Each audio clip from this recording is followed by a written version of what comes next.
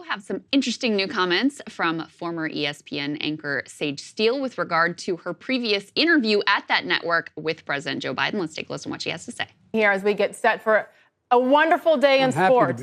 Opening day for America's national pastimes. This was about 2 months after he took office.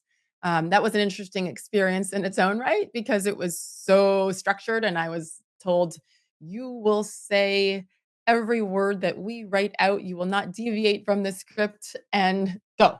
To the word, like every single question was scripted, gone over dozens of times by many executives, editors and executives. Absolutely. I was on script and was told not to deviate. It was very much, this is what you will ask. This is how you will say it. No follow-ups. No follow-ups. Next. I knew that this was a lot bigger than just the wonderful editors that I worked with. This went up to the fourth floor, as we said, that we're all the bosses, the top executives, the decision makers are the president of our company. So very interesting there. Saagar, I'm curious what you make of her comments. Now, listen, she's not a Joe Biden fan, so perhaps, there's some motivation behind what she's saying here, but it also kind of tracks. I mean, we know how careful they have been about who and where they give Joe Biden interviews to. I mean, he almost never does an actual mainstream interview where he could be asked those follow-ups, and it's not just a series of scripted, pre-written softball questions. We can put this up on the screen. This is something that Ezra Klein actually pointed out back when he had his moment of being like, maybe we should get rid of Joe Biden before watching the State of the Union and having all of his fears to put to rest and deciding, no, actually, Joe Biden is a great savior of America. Put the next piece up on the screen.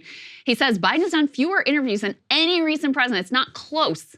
By this point in their presidencies, Barack Obama had given more than 400 interviews. Trump had given more than 300. Biden has given fewer than 100, and a bunch of them are softball interviews. He'll go on Conan O'Brien's podcast or Jay Shetty's Mindfulness podcast. The Biden team says this is a strategy. They need apolitical voters, the ones who are not listening to political media. But one, this strategy is not working. Biden is down, not up. And two, no one really buys this argument. I don't buy this argument. This isn't a strategy chosen from a full universe of options. This is a strategic adaptation to Biden's perceived limits as a candidate, and what's worse, it may be a wise one. And that trend, of course, has continued of him doing, these exclusively softball interviews. Yeah, and Sage actually just gave an interview recently to Adam Carolla, I think, to clarify this. And she says, actually, the worst part for me is I wasn't even allowed to ask a follow-up question. And look, I don't know, whether she's telling the truth or not. What I do know is it's been over 24 hours and ESPN has not denied any of this. So, I mean, if you, as a journalistic organization, a charge as big as this, even, I've interviewed Trump. If somebody came out, no matter how small, and said and claimed that, my interviews or something were scripted, that would be immediately, I'd be like, that is absolute bullshit. I have the tape. You can come and listen to it.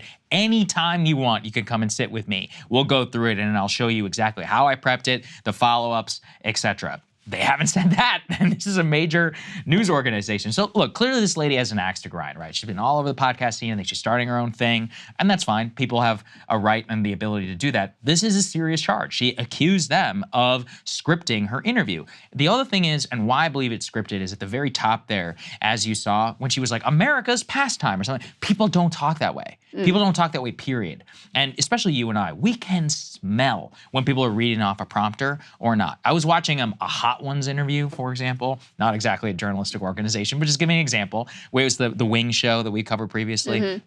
It was an interview with somebody. And the host was like, tell me about this experience that you had in high school whenever I'm told you were, I was like, people don't talk this way. You're literally reading clearly off of a cue card. And for me, the moment, even that small snippet, it was obvious that that was a scripted question.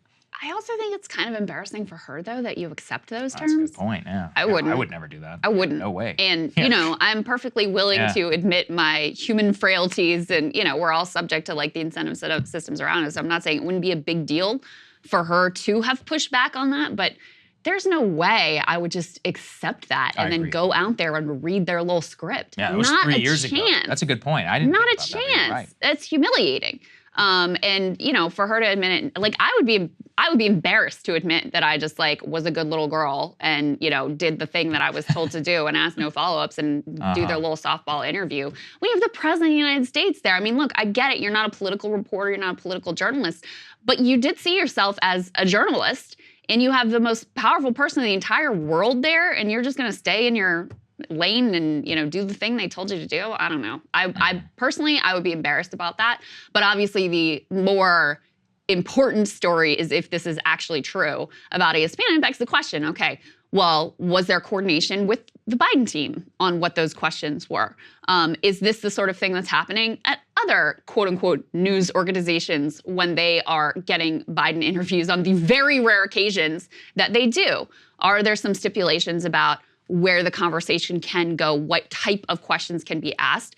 Or is it, and which is, you know, more typical and frankly extraordinarily common, where these networks, because they want to preserve their access, they know what sort of questions they're allowed to ask and what sort of questions, what sort of follow-ups, how aggressive they can be in their pushback in their follow-ups, because they don't want to lose access to the President of the United States or his team or his advisors or top Democrats, et cetera. That's the way the game is usually played. It's not usually so explicit as like, no, these are the scripted questions that you're going to ask, but hey, it does beg a lot more questions about the overall Biden media strategy and specifically about ESPN and how they handled this particular interview. I will also say Sage did have a very weird incident where she appeared to confuse Joe Rogan with Dana White and called him Joe like twice. And by the way, all this was also caught on camera, which makes it more insane. She claimed that she just got their names mixed up, but you should go watch the clip for yourself, because that is the only thing that stuck in my mind, is that because this is such an recent incident, I was like, I don't know if this is the most trustworthy person, because that was actually legitimately crazy, confusing the two of those. Even if you aren't all that familiar, like, they don't look exactly all the same, and they're so famous in their own right. So I just wanted to put that out there. You have to make sure. Hey guys, if you like that video, go to breakingpoints.com, become a premium subscriber, and help us build the best independent media organization on the planet. That's right. We're subscriber funded. We're building something new. We want to replace these failing mainstream media organizations. So again, to subscribe, it's breakingpoints.com.